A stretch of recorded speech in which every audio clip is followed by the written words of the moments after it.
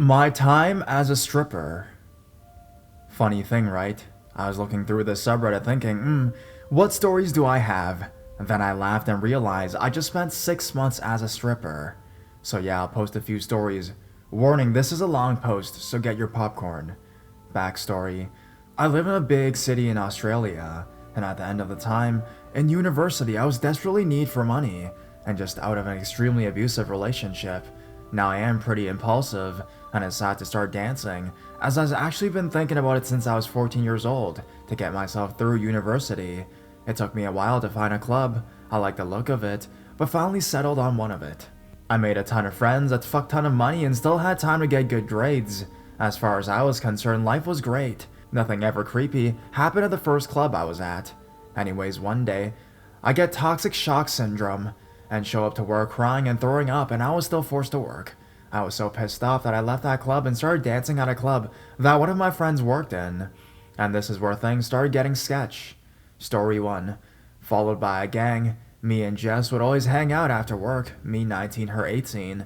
We'd go walk across the huge bridge in the city to a smaller part of the city, and either play on the kids' playground, or smoke weed under the bridge. Keep in mind, this is about 3 a.m. in a huge city. One night I noticed we were being followed by a group of men in Middle Eastern descent. Me and my friend were both very confrontational and aggressive. We both enjoy fighting. I'm probably the more paranoid, but we were both equally aggressive, so I turn around and give them the most chilling death stare I can manage, and they look genuinely surprised that we're putting up a fight. Then one of the group comes up to us, and up until this point they've been talking in Urdu, I think. "Fuck you want?" I ask. "Me and my friends have made a bet that I can get a kiss from you, or one of you." He was using one of those tones that you commonly hear in like the PUA community. "Stop watching shitty pickup videos, they don't work." "I'm not talking to you." He turns towards my friend Jess, who was giving him a belittling stare. "Can I have a kiss from you?" "No, you rude ass son of a bitch. You guys are following us, so fuck off." We were both getting equally agitated at this moment. As the group is getting closer, the guy keeps on insisting that they were not following us and rattling on about random shit, trying to distract Jess, and notices that we both start getting louder and louder to cause a commotion, which causes the men to stop advancing. If you've ever been alone in this particular city at 3 a.m., it is quiet. There's lots of homeless people, and a fair few cops around too, so this tactic aimed to provide witnesses in case anything happened. Eventually they left, and me and Jess laughed at how scared they were. Story 2. Note that in all stripper culture, we all take care of each other. One girl in the club, we'll call her Maddie, had gotten one of her guy friends to come into the club and chill for a bit. Maddie is married with 2 kids and is wealthy, as she owns property. When I asked her why she dances, she said for fun, and granted it is pretty fun. Immediately I don't like the guy, but Maddie said he wanted to buy a dance from me. I didn't end up dancing for him because I ended up booking a 2-hour VIP lap dance, so Maddie took him for a dance instead. Anyways, after work, me and Maddie go to 7-Eleven, where we get our coffee and sober up a bit. Maddie says that she's feeling a little dizzy, and she hadn't drank much that night. This immediately sets off alarm bells because I am paranoid, but then alarm bells really started going off when we witnessed some men out of town for a night of fun, just minding their own business, being assaulted by a homeless woman. Normally Maddie would laugh at this kind of thing, as it was pretty common. Plus the homeless lady had assaulted me and Jess previously, but Maddie just looked at them, sunken-eyed, and asked in a weak voice if everything was okay. Maddie isn't wearing clothes that are warm enough, so I walk her across the bridge and we settle down in a well-lit hidden spot of mine that is warm and very well hidden from the view. I always go to this spot after work as it's the warmest place to be. I test her motor skills and determine that she's been drugged, as she is becoming more out of it by the second. I message her husband, who is not in Australia and on a military training exercise. I informed him of the situation and promised to take care of her. At this point, I want to call an ambulance, but Maddie is determined to stay put. She gives me her phone and tells me to answer any messages that come through.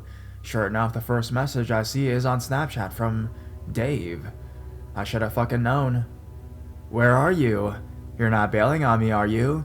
I know for a fact that Maddie would not cheat on her husband, as they were somewhat of a super couple. So I reply, "Haha, what do you mean?" "I know where you are. You want me to come pick you up?" I look over at Maddie, and by now she's sleeping. I check her every few minutes to make sure she's okay. I look down at the text. How do you know where I am? I just saw you and, Athena walking that way. I'll be there soon, don't worry. Did that motherfucker follow us? Maddie chose that moment to wake up and projectile vomit all over the floor. There were voices from each side telling me what to do. Grab Maddie and run, use the knife you have, and scare the shit out of this fucker. Call 000, hide. All these things going through my mind at the same time. No. My first concern at that moment should be Maddie's safety, and my own safety as well. I try to convince Maddie that we need to go to the police, but she chooses that moment that she can't because she is dealing. Oh well, I thought I prefer handling things on my own anyways. So we are basically cornered in a large outside restaurant underneath a theater, and I can hear footsteps coming closer. I am in no position to defend both me and Maddie at the same time. I drag Maddie up the stairs and through the outside part of the theater. It's a fucking maze in this complex. So I am dragging Maddie, who is barely conscious at this point, through the theater maze until we get out to the other side. I demand that Maddie hand me any drugs she has, as I'm going to dump them and call the ambulance. She's barely cognitive at this point, so I search her and turn up nothing. Then I call an ambulance, and long story short, the guy Dave was up for several charges of sexual assault on sex workers. Maddie has since denied any part in dealing, and doesn't remember pretty much anything. I, however, cut contact with her, as I believe that she was dealing. Not that strippers don't deal, but it's generally a code of honor to tell the other girls. For one, we won't rat on you, and for two, we know who has extra baggage and where to get weed. Story 3. Assaulted by homeless woman. Strippers can spot other strippers instantly out of a crowd. If you are on the sweetie list, every stripper in the vicinity knows who you are and is extra nice to you. So, I don't know the name of the homeless woman, but me and Jess went to the 7-Eleven for coffee and talked to the owner for a little bit. The owner of a Sikh that we'll call Ra is on the sweetie list and gives all strippers free tampons, as he doesn't believe women should have to pay for them, and also routinely warns us about new sketchy characters in the area. I was talking and laughing with Ra as he was working security that night, as Jess got her coffee. When she comes out, Ra warns us about a homeless woman that's been harassing people. I thank Ra, and me and Jess head off to begin our nightly shenanigans. I tell Jess that I really need to poop, so we head over to the public bathroom. And who fucking knew? The homeless woman is in the woman's bathroom. She looks at us and screams, "You Australian dogs!" Then backs up a few paces and, no joke, gets a syringe and injects herself with it. I still really need to poop, start heading to the men's stalls, Jess following and laughing behind me. I try to poop, but anyone with a history in biology knows your anal sphincter closes up when you've had a fright. So I tell Jess in the next stall that I can't poop, so we start walking out. The woman runs up and pulls both our hair, and was screaming in gibberish. She's short, skinny, and no match for us, so we push her off and laugh hysterically. We leave and bitch about her for the rest of the night. However, this isn't the last time we encounter her. A few days later, it's about 10 or 11, so there are still a few people around. I see this woman looking at herself in a store reflection. She is making the facial expression of someone that is screaming, but she's making no sound, just staring, feigned screaming. She sees me walking by and immediately comes over to me asking for money. I accuse her of assaulting me, and she spits on me and tells me I was hallucinating. Okay, whatever. I wouldn't beat up a homeless woman I saw several times after this, and even asked Ra about it again, who said he'd had to call the cops on her multiple times for assaulting people. Story 4. Annoying American tourists. Let me start by saying that if you are an American male, you are in demand. Australian women love American men, and that goes for strippers too. Because you've grown up in a tipping culture, and a culture in which stripping is more acceptable, you'll be very popular with the lady strippers or not. To preface this story, not to brag, but in that club, I was the damn best stripper there. My pull, flexibility, and floor skills are insane, and I usually book at least one dance with my stage skills. I don't know what happened this night, but everyone, and I mean everyone that night, wanted me. As soon as I got off stage, I was approached by at least 5 guys for a dance who were fighting over me. Nina, a lovely Russian and an older stripper who is a vet stripper of 18 years, told me to pick the American, as it was nearly closing time, and I wouldn't be able to dance for all of them. One rule in that club, if Nina tells you to do something, you do it. Not even management stood up to her, so I take her advice and escort the American to the lap room. In Australia, at least in my state, You are allowed to touch everywhere on the stripper except in the G-string area and no mouth-to-skin contact. So this guy is touching me and everything seems normal. I grinding around on his lap trying to see the reflection of the TV in the mirror. I go through all my usual moves, grinds on right leg, left leg, floor routine bend over, spread eagle, keep in time with the music when he randomly says, "I wish I could cut off your breasts and take them home with me." Without a hint of sarcasm or humor, I brush it off as this is only mild compared to the things you usually hear. He then starts rattling off about how he hates his girlfriend, that I make a much better girlfriend, and that he'd take me back to America with him, and I never have to work again.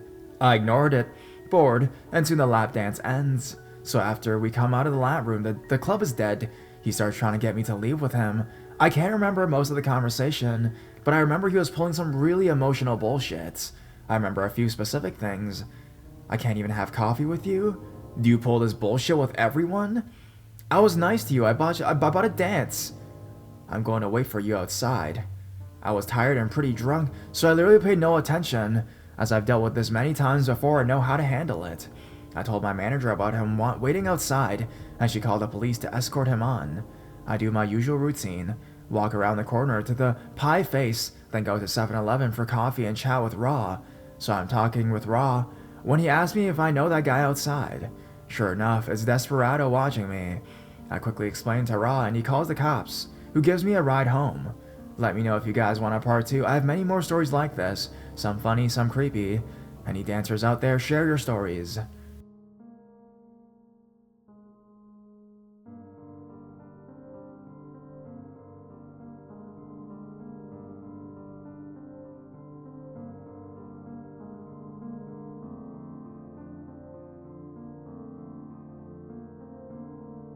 The regular customer. This happened a couple of years ago, back when I was a dancer at a gentleman's club in Virginia. It was the most upscale place in the city, but it still more or less catered to a regular clientele. There was a man named George. He used to come to see me a couple times a week. He'd eventually buy a dance and VIP rooms and always tip me really well while saying things like, "I can't believe you don't have a boyfriend," and "Why don't you let me take you out to dinner?" The thing is, I did have a boyfriend. However, much like my real name, my personal life is not anyone's business, and strip clubs are a fantasy environment. If these men knew that I had a boyfriend and life outside of dancing for them, I probably wouldn't have made as much money as I did. One night, I was getting dressed to leave, and I was excited to get home, as my boyfriend had just come back from the tour he was on. He was in a band, and was waiting for me at home. The club closes at 2 a.m., so I was usually walking out of the door and to my car around 2:30 a.m. Usually we have a bouncer walk us out, but since it was a slow night, we only had one bouncer still on the clock, and he was off doing something. I was in a hurry, so I just ran to my car alone. As soon as I started my car and turned out to the parking lot, another car turned its lights on and pulled out behind me. I didn't think too much of it and continued on my way home, until I realized that every turn that I made, the car also made. He followed me onto the highway and then onto my exit. My boyfriend and I lived on the outskirts of the city, in a heavily wooded area where houses are pretty far and few between. So as soon as the car took the same exit onto the gravel road that leads to the area my house is in, I called my boyfriend. Now, boyfriend at the time was a really big guy and had a really bad temper. As soon as I pulled into our drive, he ran out from behind his tour van with a baseball bat and 2 of our dogs following close behind. He had told me to stay in my car, so I was trying to see who was following me without actually getting out, and of course, it was George. My boyfriend managed to hit the hood of his car with the bat before George could reverse down the gravel road and disappear. I was scared because he knew where I lived now, but my boyfriend assured me that there was nothing to worry about anymore, and he had most likely adequately deterred George from ever coming back. I mean, I guess a huge tattooed guy with a baseball bat and 2 giant pit bulls is a pretty good deterrent. I told the manager at work about the incidents the next day, and they banned George from the club. A couple months later, he had tried to come in, but the bouncers had stopped him, and his only explanation was, "I thought she didn't have a boyfriend."